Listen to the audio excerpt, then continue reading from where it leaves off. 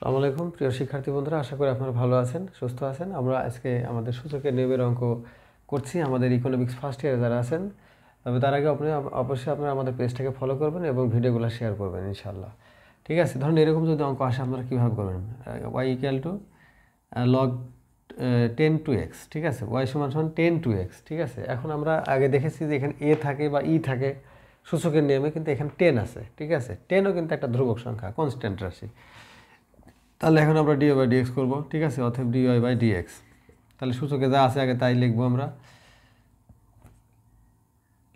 10 to x into পাওয়ারের differential করবেন আপনারা 2x। এখানে 10 থাকার কারণে আপনারা এখানে লগ 10 লিখবেন, ঠিক আছে। এ থাকলে যেমন লগ এ লেখেন, তাহলে এখানে 10 থাকলে লগ 10 লিখবেন, ঠিক আছে।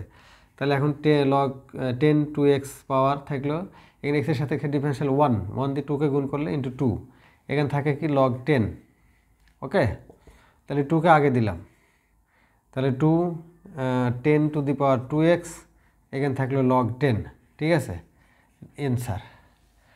ওকে, এটাই হলো আনসার আলী দুলাল। ওকে, তাহলে আপনারা এইভাবে আপনাদের ডিফারেন্সিয়ালের সূচকের নিয়মের অঙ্ক করার চেষ্টা করুন বাসায়, ঠিক আছে। ততক্ষণ ভালো থাকুন, আল্লাহ হাফেজ।